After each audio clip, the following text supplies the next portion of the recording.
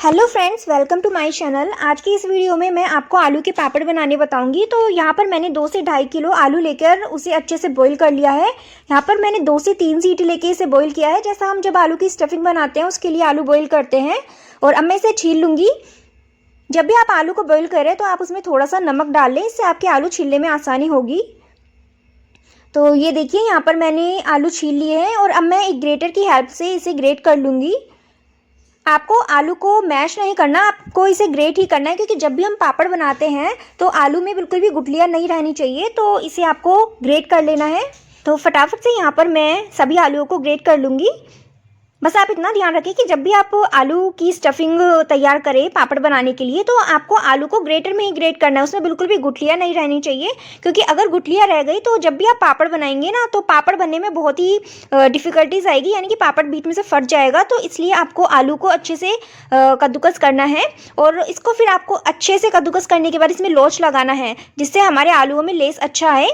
तो इस तरीके से हम यहाँ पर सारे आलू ग्रेट कर लेंगे।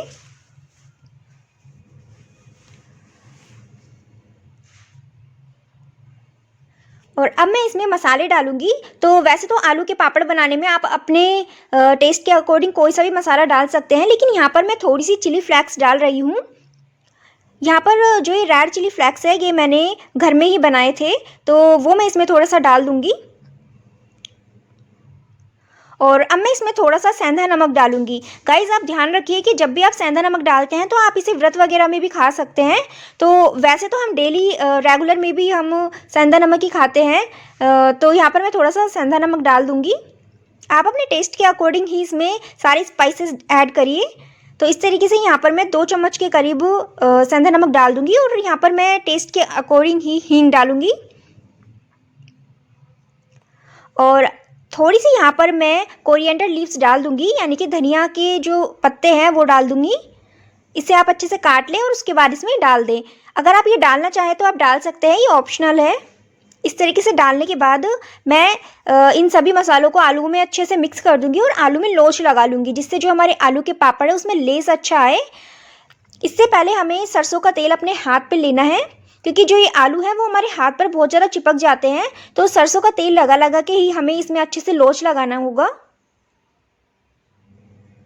और जब हम पापड़ बनाएंगे तब भी हमें सरसों के तेल की ज़रूरत पड़ेगी, क्योंकि जो आलू है वो हाथ में बहुत ज़्यादा चिपकते हैं, और जिसकी वजह से अगर हम सरसों का तेल लगाएंगे तो हमारे हाथ में ये बिल्कुल भी नहीं चिपकेंगे। तो इस तरीके से मैं यहाँ पर धीरे धीरे करके आलू में अच्छे से लोच लगा लूँगी, जिससे हमारे आलू में लेस अच्छा आ जाए और हमारे जो पापड़ हैं वो बिल्कुल भी ना फटें, क्योंकि अक्सर दिक्कत होती है कि पापड़ फट जाते हैं। तो हमारा जो आटा है वो लगकर अच्छे से तैयार हो गया है आलू के पापड़ के लिए। और अब मैं इसे छत पे लेकर चलती हूँ। आप चाहे तो इसे छत पर भी बना सकते हैं और आप चाहे तो इसे पंखे की हवा में भी बना सकते हैं। तो छत पर ले जाने के लिए हमें एक तो आलू की स्टफिंग ये सामान चाहिए, एक सरसों का तेल चाहिए, एक हमें 2 प्लेट, जैसे आप 2 जने बना रहे हैं तो 2 प्लेट, जितने भी लोग आप बना रहे हैं उतनी आप प्लेट ले जाइए, क्योंकि हमें पापड़ बनाने के लिए उसे प्रेस करने के लिए प्लेट की ज़रूरत पड़ेगी। और एक पॉलीथीन चाहिए जो हमें पापड़ की लोई के ऊपर रखने के लिए चाहिए। तो यहाँ पर मैं सबसे पहले सरसों का तेल अपने हाथ में ग्रीस कर लूँगी और उसके बाद थोड़ी सी आलू की स्टफिंग लूँगी और इसकी लोई बना लूँगी। देखिए, आप यहाँ पर जितना भी बड़ा पापड़ बनाना चाहेंगे उतनी ही लोई ले लीजिए, लेकिन यहाँ पर मैं थोड़ा छोटा पापड़ ही बना रही हूँ, जिससे जब हम इसे फ्राई करें तो हमें कम ऑयल की ज़रूरत हो, क्योंकि अगर हम ज़्यादा बड़ा बनाएंगे तो उसके लिए हमें ऑयल भी ज़्यादा लेना होगा उसे फ्राई करने के लिए। तो यहाँ पर मैं छोटी छोटी सी लोइयाँ बना लूँगी और यहाँ पर मुझे हाथ में ऑयल ज़रूर लगाना है। और उसके बाद जिस जगह पर हमें पापड़ बनाना है वहाँ पर भी हमें ऑयल लगा लेना है, क्योंकि जो पापड़ है वो जैसे जब वो सूख जाता है तो उतर जाए, वो पॉलीथीन पर ही ना चिपका रहे। इसलिए हमें जहाँ पे पापड़ बनाते हैं वहाँ पर भी थोड़ा सा ऑयल लगाना है और इस तरह से लोई को रख के उसके ऊपर पॉलीथीन रख लेनी है। और पॉलीथीन के ऊपर फिर हमें प्लेट रखनी है और प्लेट को अच्छे से प्रेस करना है लोई के ऊपर, जिससे जो लोई है वो अच्छे से पापड़ की शेप में आ जाए। यहाँ पर आपको थोड़ा सा मोटा पापड़ ही रखना है, क्योंकि ये सूखने के बाद पतले हो जाते हैं। तो थोड़ा सा मोटा करके ही हमें इसे बनाना है, हल्का सा प्रेस करके, और उसके बाद हमें पॉलीथीन को हटा लेना है। और इस तरीके से मैं आपको एक पापड़ और बनाकर दिखाती हूँ। जैसा कि मैंने बताया कि जहाँ पर भी हम पापड़ बनाते हैं वहाँ पर हमें ऑयल लगा लेना है और उसके बाद हमें हाथ पर भी थोड़ा सा ऑयल लगाकर पापड़ के साइज़ के अकॉर्डिंग लोई ले लेनी है और इसे हमें गोल करना है। अगर आप डायरेक्ट ही इसे पॉलीथीन पर रख देंगे तो आपका पापड़ गोल नहीं बनेगा, तो इसलिए आपको सबसे पहले इसकी एक लोई बना लेनी है, इसकी एक बोल बना लेनी है और उसके बाद आपको इसे पॉलीथीन पर रखना है और थोड़ा सा इसके ऊपर ऑयल लगा देना है और जो पॉलीथीन मैंने अलग से ली थी उसे इसके ऊपर रख देनी है लोई के ऊपर। और अब मैं इसके ऊपर प्लेट रख दूंगी और प्लेट रखने के बाद इसे प्रेस कर देंगे। तो देखिए यहाँ पर मैंने प्रेस कर दिया है और साइज़ यहाँ पर हमें थोड़ा मोटा ही रखना है। और अब हम इस पॉलीथीन को यहाँ से हटा देंगे।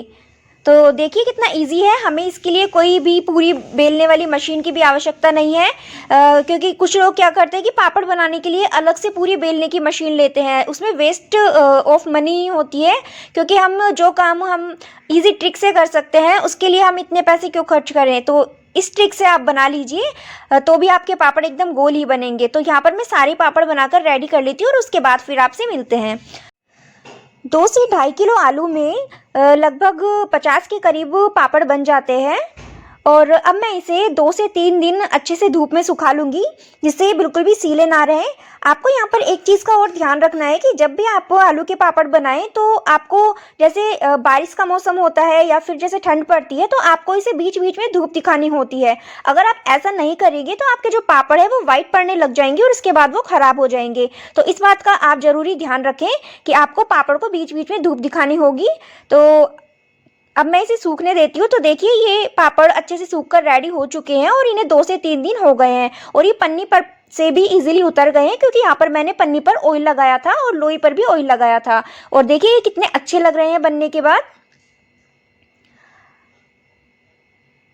मैंने इनका साइज़ थोड़ा मोटा बनाया था लेकिन सूखने के बाद ये एकदम पतले हो गए हैं, इसलिए मैंने आपको बताया कि आप जब भी पापड़ की शेप दें आप उसे थोड़ा सा मोटा ही रखें, जिससे वो सूखने के बाद पतले हो जाएंगे।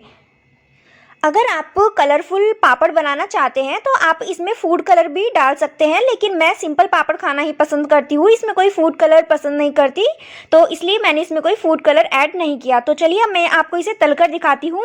यहाँ पर मैंने तेल को अच्छे से गर्म कर लिया और थोड़ा सा पापड़ का टुकड़ा इसमें डाल के देखा कि हमारा तेल अच्छे से हुआ या नहीं, और थोड़ा सा तेज़ गर्म करके हमने फिर गैस की फ्लेम को स्लो कर दिया और इसे पापड़ को डाल के इसे तुरंत निकाल लिया। और यहाँ पर मैंने चिमटे का उपयोग किया है, जिससे जो हमारा पापड़ है वो इजीली निकल जाए। इस तरीके से यहाँ पर मैंने इसे तल लिया है और मैं आपको यहाँ पर 1-2 पापड़ और तलकर दिखाती हूँ। आलू के पापड़ तलने के बाद यानी फ्राई करने के बाद थोड़े से लाल पड़ जाते हैं, तो इसमें आपको कोई घबराने वाली बात नहीं है। बस आपको यहाँ पर इतना ध्यान रखना है कि आपको तेल में बस हल्का सा डाल के इसे तुरंत निकाल लेना है। अगर आप इसे देर से निकालेंगे तो ये एकदम काले जैसे पड़ जाएंगे। तो इस तरीके से हम यहाँ पर सारे पापड़ जितने भी हमें खाने होते हैं उतने हम फ्राई कर लेंगे। और जब भी हम आलू के पापड़ को फ्राई करके एकदम तेल में से निकालते हैं तो वो थोड़ा सॉफ्ट रहते हैं, लेकिन जब हम इसे थोड़ी देर रेस्ट करने के लिए रख देते हैं तो ये एकदम कुरकुरे और एकदम बहुत ही टेस्टी लगते हैं। तो आई होप गाइस आपको मेरी ये रेसिपी पसंद आई होगी। आप इसे एक बार घर पे ज़रूर ट्राई करिए, ये बहुत ही टेस्टी बनते हैं। इसके अगले वीडियो में मैं आपको चावल के पापड़ कैसे बनाते हैं और आलू के चिप्स कैसे बनाते हैं उस पर भी वीडियो बनाऊंगी, क्योंकि बहुत ज़्यादा शिकायत होती है कि चावल के पापड़ फट जाते हैं और जो आलू की चिप्स है वो काली पड़ जाती है। लेकिन मैं जिस तरीके से बताऊँगी आपकी कभी भी ये चीज़ें ख़राब नहीं बनेंगी। तो गाइज़ आपको अगर मेरा ये वीडियो पसंद आया हो तो मेरे वीडियो को लाइक कीजिए, शेयर कीजिए और सब्सक्राइब